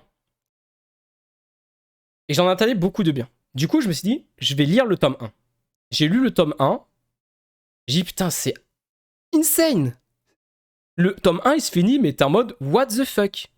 Je me suis dit, je ne vais pas lire la suite, je veux le découvrir en anime. J'en entends beaucoup parler, c'est si bien que ça. Franchement, mec, insane. C'est incroyable. C'est, je pense, mon anime préféré de cette saison pour l'instant. Les premiers épisodes. En plus, ils ont fait en sorte que le premier épisode, il dure 1h30. Le premier épisode, c'est un film. Le premier épisode, il dure 90 minutes. Il couvre le tome 1 en entier. Et il le fallait absolument. Parce que tu as le plot twist de la fin du tome 1. Qui est le plot twist de la fin de l'épisode, du premier épisode. Qui te fait dire ah oui, d'accord. Ah d'accord. Ah, moi, je m'attendais à un truc coloré, mignon et tout. Non. Ça aborde les thèmes assez sombres. Des thèmes sur les idoles, mais les idoles, des thèmes assez sombres. On parle de stalker, on parle de comment réussir dans le showbiz. Surtout que le terme des idoles au Japon, c'est pas un truc tout rose, tout mignon. Hein. C'est très bizarre, il faut dire les choses. Hein. Il y a des bails très bizarres. Surtout que c'est quand même très dur. Hein. C'est pas des choses que. Il y a des milliers de groupes d'idoles, donc pour s'en sortir, voilà. Mais franchement, j'ai chialé comme j'ai. Ça faisait longtemps que j'avais pas chialé comme ça à la fin d'un épisode 1, alors que j'avais lu le tome 1. Je savais à quoi m'attendre. Mais j'ai putain de chialé, c'est mort. Et j'ai regardé 3 fois, j'ai chialé, c'est mort. Voilà, c'est tout. Je commence à gueuler partout. Franchement, c'est C'est une réincarnation. Ça parle de réincarnation. Mais je veux même pas vous spoil, je veux même pas vous parler de tout ça. Il y a une réincarnation.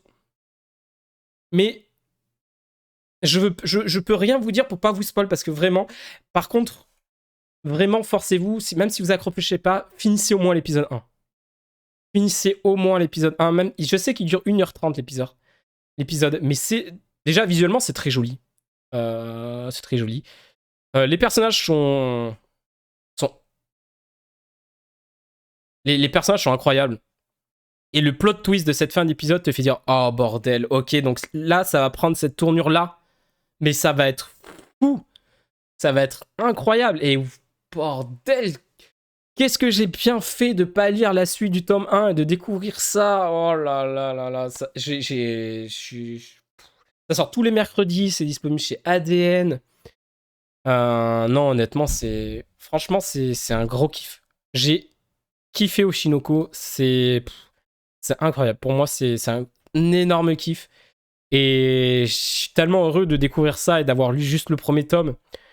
Et surtout que j'en entends beaucoup parler sur Twitter et tout ça. Et beaucoup disent que les prochains arcs, il va y avoir des arcs vraiment intéressants, vraiment matures, enfin vraiment qui vont aborder des thèmes vraiment cool et tout.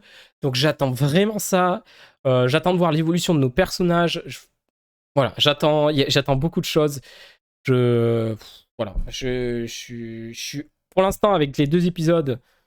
2 épisodes, ça fait comme si en vrai il y a 4 épisodes qui sont sortis parce qu'avec l'épisode de 1h30, le premier épisode de 1h30, c'est comme s'il y avait 4 épisodes de sortie presque. C'est un gros kiff. J'ai adoré. Et puis je suis désolé, mais l'opening, tu sens que rien qu'avec l'opening, on va l'écouter, mais tu sens qu'il y a un truc, il y a un truc, il y a un truc caché. Hein. Est-ce que j'ai, est-ce que c'est celui-là? Rien qu'aux sonorités de l'opening, tu sens que qu'il y a des trucs. Hein.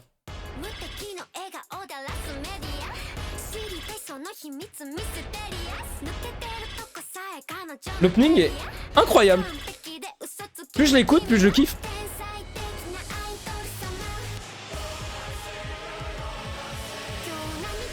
T'as différentes sonorités un petit peu kawaii et tout ça, et des fois t'as des petites sonorités un peu sombres, un peu... Je vous montre pas l'opening pour pas vous spoil.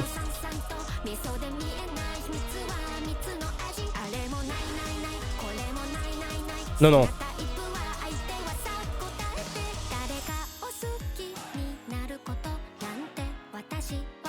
Et en fait, l'opening, plus je l'écoute, plus je le kiffe.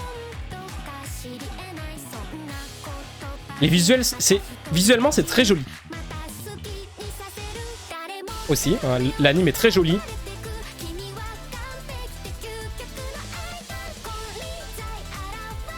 Il y a un SNK dans ton Netflix. C'est ça, ouais, c'est ça en fait, c'est ça. Il y a des moments, tu sens qu'il y a quelque chose de malsain avec la musique qui change. Et t'as ce côté mignon, et t'as derrière ces petites nuances de... Ça cache quelque chose de malsain, tu vois.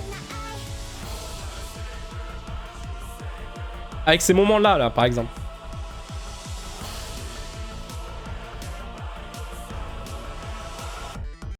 Ouais, donc honnêtement, Oshinoko, j'ai kiffé. J'ai kiffé Oshinoko, donc vraiment, si vous hésitez encore, foncez. Foncez et au moins, regardez au moins l'épisode 1 en entier et... Ça réserve des surprises. Ça réserve des surprises, il n'y a aucun doute. Il n'y a aucun doute. C'est beau. Il y a l'air d'avoir quelque chose de vraiment...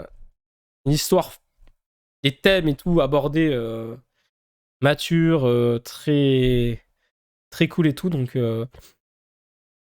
honnêtement, moi, c'est un gros oui. C'est un gros oui pour Oshinoko de cette saison. Et je vous le cache pas que dès que l'anime est fini, je vais m'acheter les tomes. Je vais m'acheter tous les tomes de Oshinoko. Il y a zéro souci avec ça. Zéro souci. C'est... franchement, c'est... Moi, c'est mon coup de cœur. Honnêtement, c'est mon coup de cœur. Je pense que ça se sent hein, quand je parle, mais c'est mon coup de cœur de cette saison, honnêtement. C'est mon gros coup de cœur de cette saison. Même si et honnêtement, en plus, je m'attendais à un truc de fou, hein, parce que j'en entendais beaucoup de bien. Je dis ça peut être le truc de l'animé de saison, ça peut être un gros truc et tout. Donc j'avais quand même de grosses attentes, et malgré ça, je suis absolument pas déçu. Au contraire, je suis encore plus hype. Donc pour vous dire à quel point. Pour vous dire à quel point. Donc ouais.